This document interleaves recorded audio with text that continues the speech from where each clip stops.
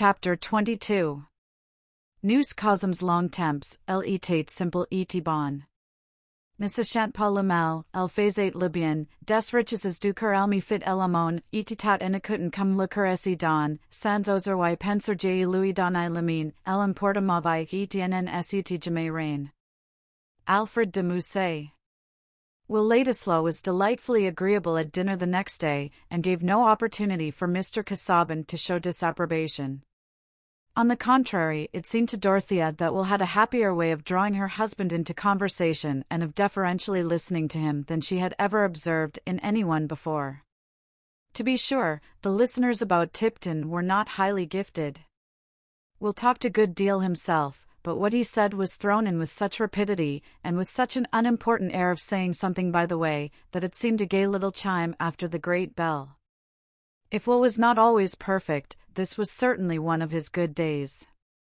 He described touches of incident among the poor people in Rome, only to be seen by one who could move about freely. He found himself in agreement with Mr. Casaubon as to the unsound opinions of Middleton concerning the relations of Judaism and Catholicism, and passed easily to a half-enthusiastic, half-playful picture of the enjoyment he got out of the very miscellaneousness of Rome, which made the mind flexible with constant comparison, and saved you from seeing the world's ages as a set of blocks, like partitions without vital connection.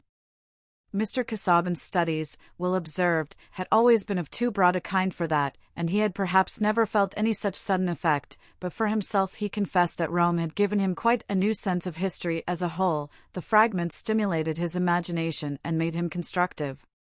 Then occasionally, but not too often, he appealed to Dorothea, and discussed what she said, as if her sentiment were an item to be considered in the final judgment even of the Madonna di Foligno or the Laocoon.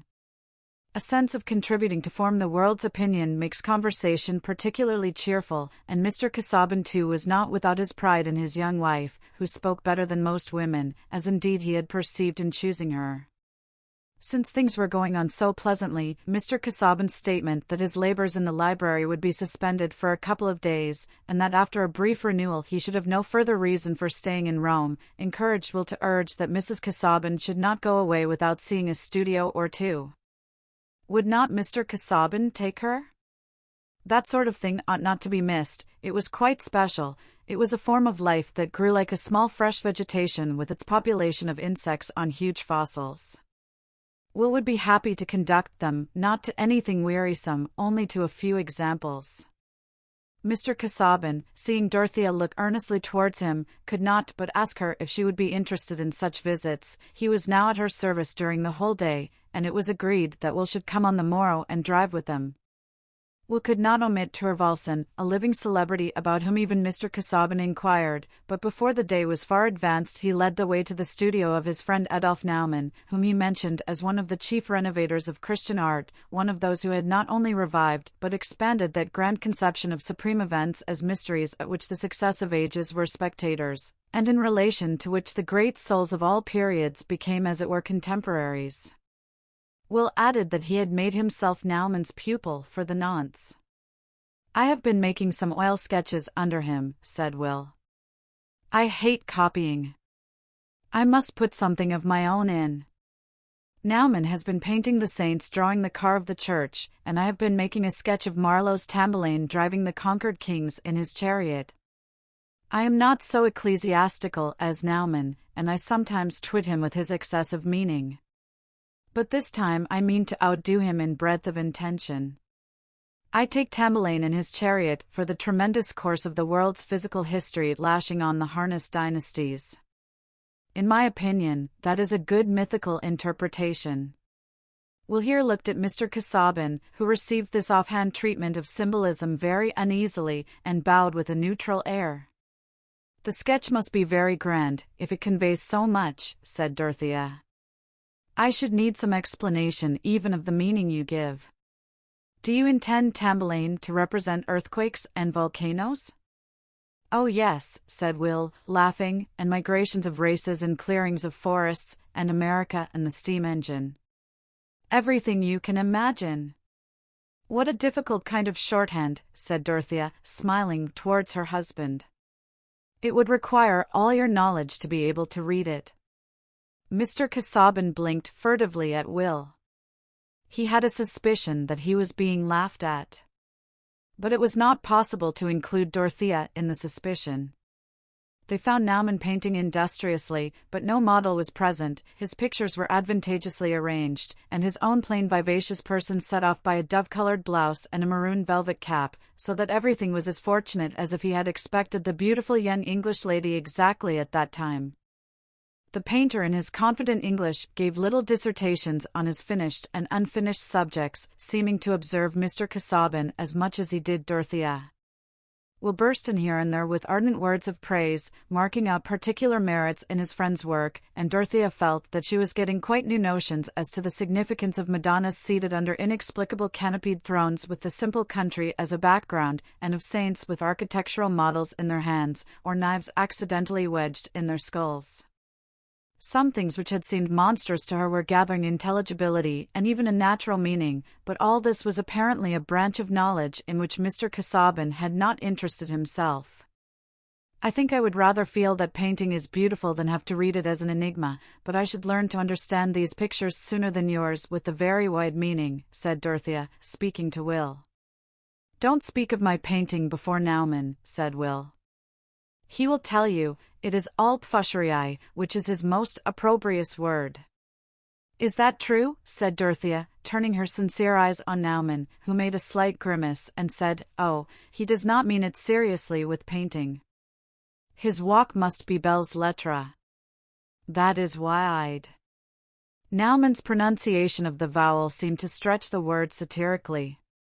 Will did not half like it, but managed to laugh, and Mr. Casaubon, while he felt some disgust at the artist's German accent, began to entertain a little respect for his judicious severity. The respect was not diminished when Naumann, after drawing Will aside for a moment and looking, first at a large canvas, then at Mr. Casaubon, came forward again and said, "My friend Ladislaw thinks you will pardon me, sir, if I say that a sketch of your head would be invaluable to me for the St. Thomas Aquinas in my picture there. It is too much to ask, but I so seldom see just what I want, the idealistic in the real." "You astonish me greatly, sir," said Mr. Casaubon, his looks improved with a glow of delight, "but if my poor physiognomy, which I have been accustomed to regard as of the commonest order, can be of any use to you in furnishing some traits for the angelical doctor, I shall feel honored. That is to say, if the operation will not be a lengthy one, and if Mrs. Casaubon will not object to the delay." As for Dorothea, nothing could have pleased her more, unless it had been a miraculous voice pronouncing Mr. Casaubon the wisest and worthiest among the sons of men. In that case, her tottering faith would have become firm again. Naumann's apparatus was at hand in wonderful completeness, and the sketch went on at once as well as the conversation. Dorothea sat down and subsided into calm silence, feeling happier than she had done for a long while before. Everyone about her seemed good, and she said to herself that Rome, if she had only been less ignorant, would have been full of beauty, its sadness would have been winged with hope.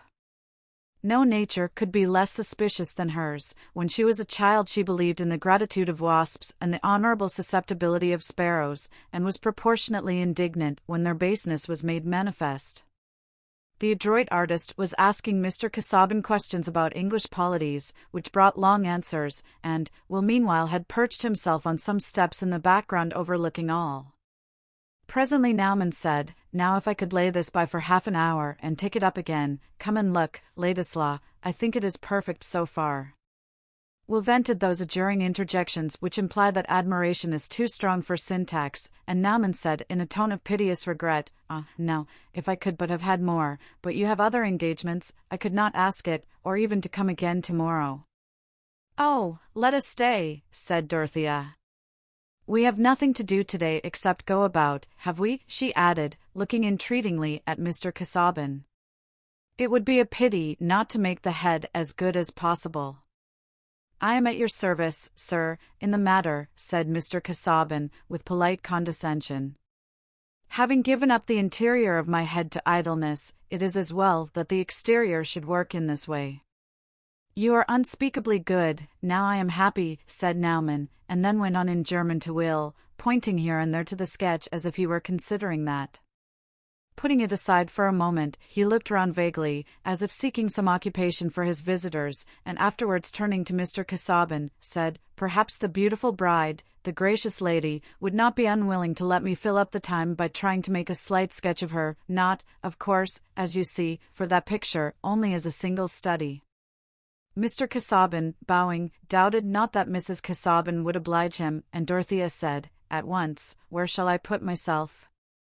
Naumann was all apologies in asking her to stand, and allow him to adjust her attitude, to which she submitted without any of the affected airs and laughs frequently thought necessary on such occasions, when the painter said, "It is as Santa Clara that I want you to stand, leaning so, with your cheek against your hand, so, looking at that stool, please, so." Will was divided between the inclination to fall at the saint's feet and kiss her robe, and the temptation to knock Naumann down while he was adjusting her arm. All this was impudence and desecration, and he repented that he had brought her. The artist was diligent, and while recovering himself moved about and occupied Mr. Casaubon as ingeniously as he could, but he did not in the end prevent the time from seeming long to that gentleman, as was clear from his expressing a fear that Mrs. Casaubon would be tired.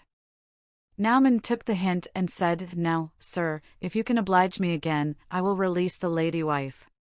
So Mr. Casaubon's patience held out further, and when after all it turned out that the head of St. Thomas Aquinas would be more perfect if another sitting could be had, it was granted for the morrow.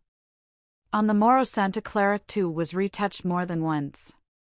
The result of all was so far from displeasing to Mr. Casaubon, that he arranged for the purchase of the picture in which St. Thomas Aquinas sat among the doctors of the Church in a disputation too abstract to be represented, but listened to with more or less attention by an audience above.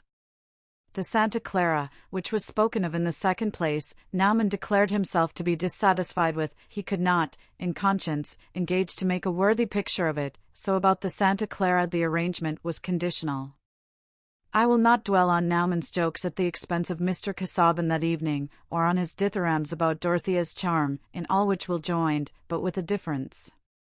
No sooner did Naumann mention any detail of Dorothea's beauty, than Will got exasperated at his presumption. There was grossness in his choice of the most ordinary words, and what business had he to talk of her lips?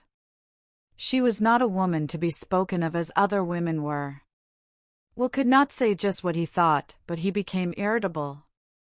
And yet, when after some resistance he had consented to take the Casaubons to his friend's studio, he had been allured by the gratification of his pride in being the person who could grant Naumann such an opportunity of studying her loveliness, or rather her divineness, for the ordinary phrases which might apply to mere bodily prettiness were not applicable to her.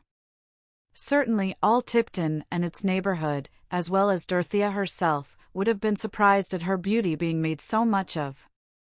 In that part of the world Miss Brooke had been only a fine young woman. Oblige me by letting the subject drop, Naumann.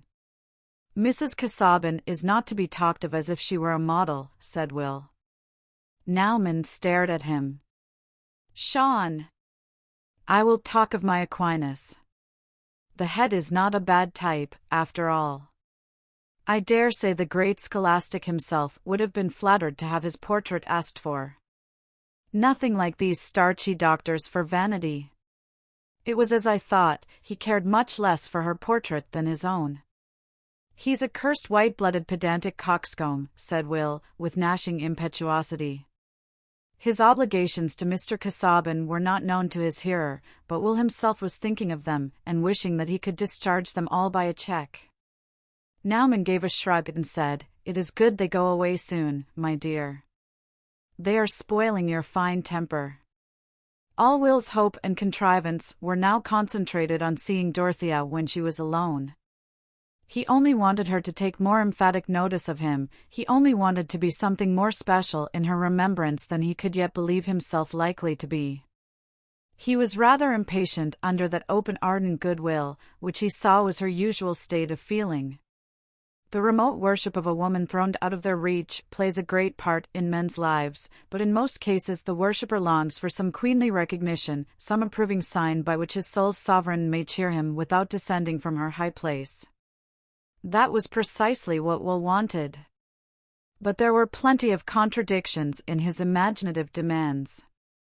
It was beautiful to see how Dorothea's eyes turned with wifely anxiety and beseeching to Mr. Casaubon. She would have lost some of her halo if she had been without that duteous preoccupation, and yet at the next moment the husband's sandy absorption of such nectar was too intolerable, and Will's longing to say damaging things about him was perhaps not the less tormenting because he felt the strongest reasons for restraining it. Will had not been invited to dine the next day. Hence he persuaded himself that he was bound to call, and that the only eligible time was the middle of the day, when Mr. Casaubon would not be at home. Dorothea, who had not been made aware that her former reception of Will had displeased her husband, had no hesitation about seeing him, especially as he might be come to pay a farewell visit. When he entered, she was looking at some cameos which she had been buying for Celia. She greeted Will as if his visit were quite a matter of course, and said at once, having a cameo bracelet in her hand, "I am so glad you are come. Perhaps you understand all about cameos, and can tell me if these are really good. I wish to have you with us in choosing them, but Mr. Casaubon objected. He thought there was not time.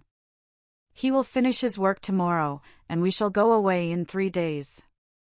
I have been uneasy about these cameos. Pray sit down and look at them. I am not particularly knowing, but there can be no great mistake about these little Homeric bits. They are exquisitely neat. And the color is fine, it will just suit you. Oh, they are for my sister, who has quite a different complexion. You saw her with me at Lowick. She is light-haired and very pretty, at least I think so. We were never so long away from each other in our lives before. She is a great pet and never was naughty in her life. I found out before I came away that she wanted me to buy her some cameos, and I should be sorry for them not to be good, after their kind." Dorothea added the last words with a smile. "You seem not to care about cameos," said Will, seating himself at some distance from her, and observing her while she closed the cases. "No, frankly, I don't think them a great object in life," said Dorothea. "I fear you are a heretic about art generally." "How is that?" "I should have expected you to be very sensitive to the beautiful everywhere." "I suppose I am dull about many things," said Dorothea, simply. "I should like to make life beautiful, I mean everybody's life.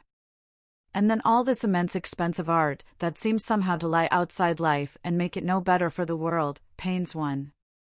It spoils my enjoyment of anything when I am made to think that most people are shut out from it." "I call that the fanaticism of sympathy," said Will, impetuously.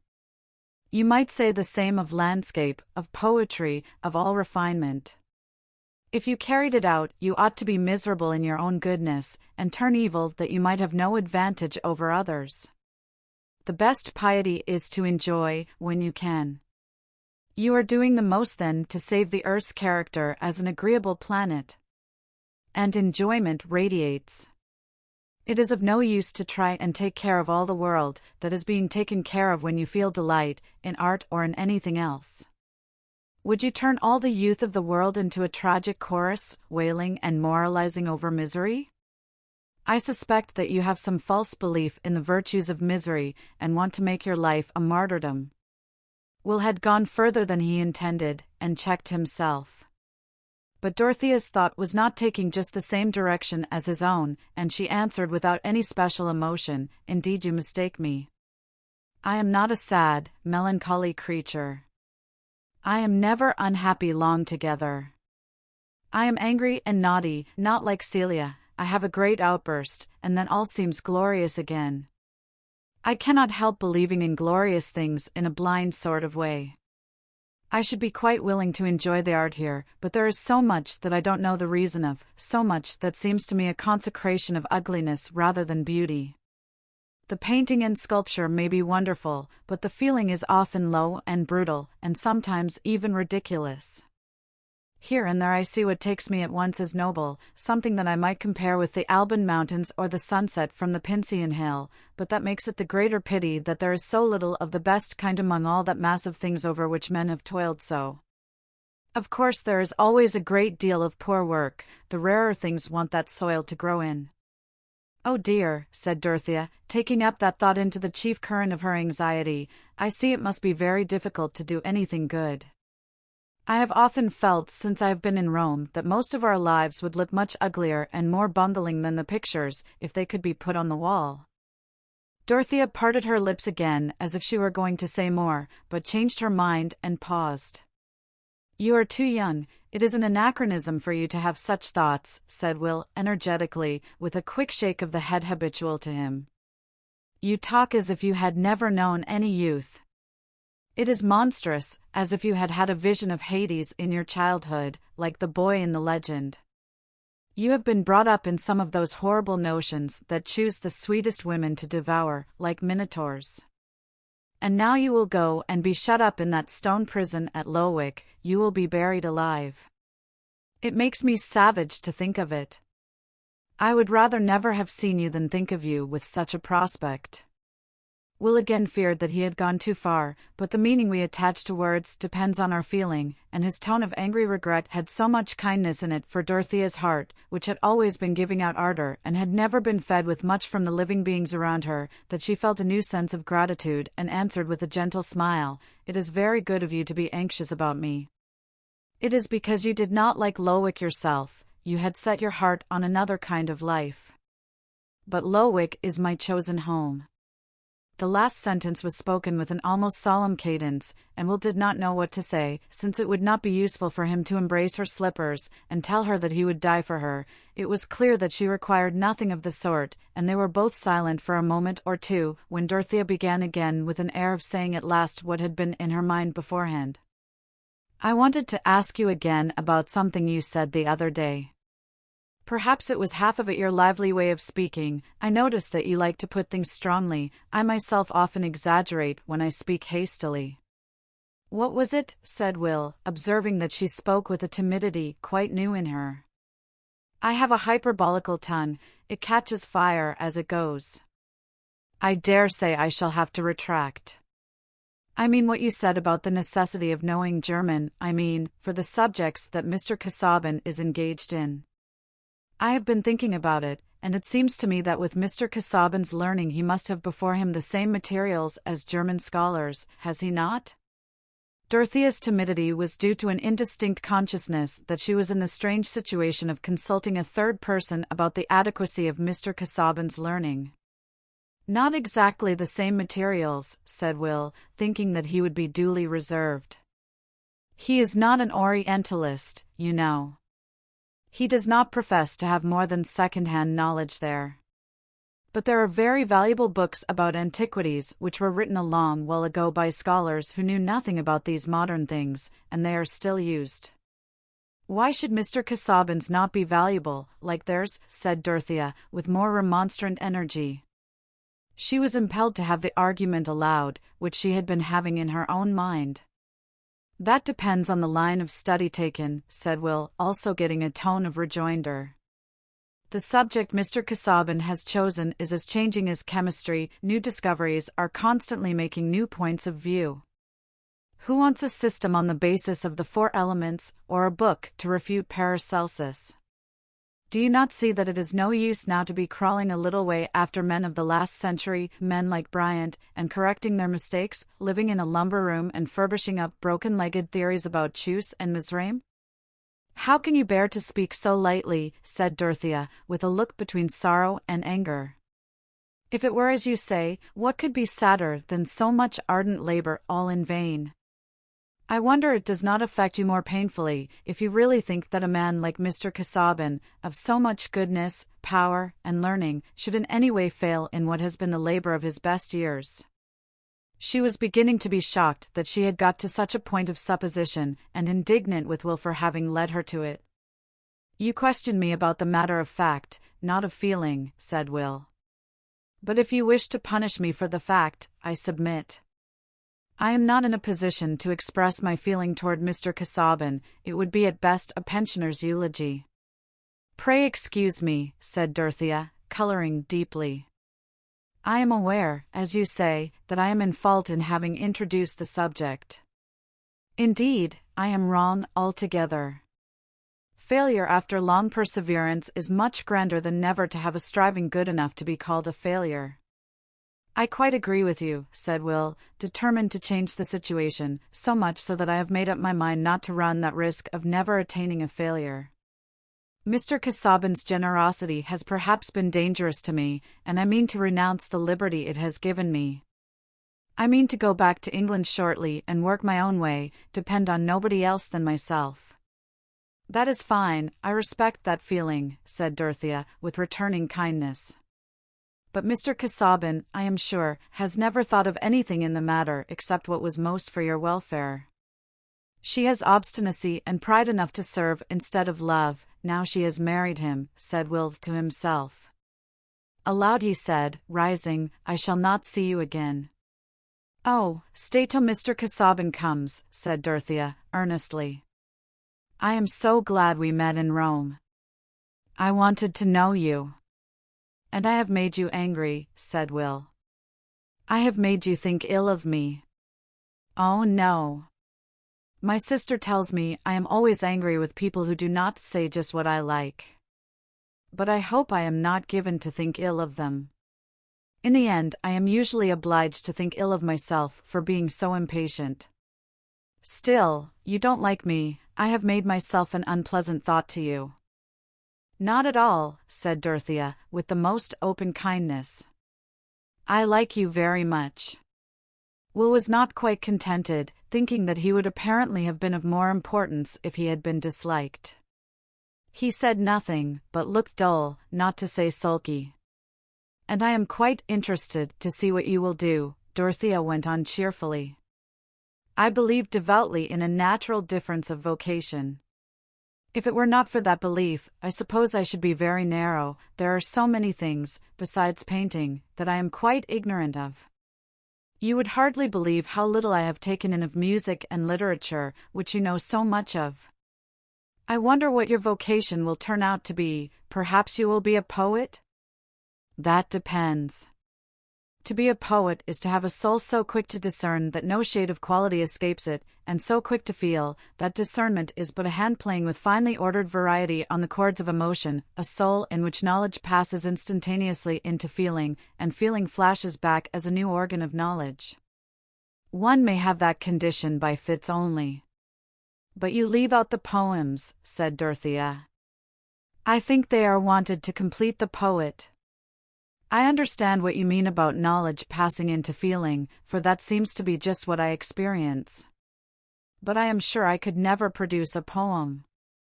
You are a poem, and that is to be the best part of a poet, what makes up the poet's consciousness in his best moods, said Will, showing such originality as we all share with the morning and the springtime and other endless renewals. I am very glad to hear it, said Dorothea, laughing at her words in a bird-like modulation, and looking at Will with playful gratitude in her eyes. What very kind things you say to me. I wish I could ever do anything that would be what you call kind, that I could ever be of the slightest service to you. I fear I shall never have the opportunity. Will spoke with fervor. Oh yes, said Dorothea, cordially. It will come, and I shall remember how well you wish me. I quite hoped that we should be friends when I first saw you, because of your relationship to Mr. Casaubon. There was a certain liquid brightness in her eyes, and Will was conscious that his own were obeying a law of nature and filling too. The allusion to Mr. Casaubon would have spoiled all if anything at that moment could have spoiled the subduing power, the sweet dignity, of her noble unsuspicious inexperience. And there is one thing even now that you can do, said Dorothea, rising and walking a little way under the strength of a recurring impulse. Promise me that you will not again, to anyone, speak of that subject, I mean about Mr. Casaubon's writings, I mean in that kind of way. It was I who led to it. It was my fault. But promise me. She had returned from her brief pacing and stood opposite Will, looking gravely at him.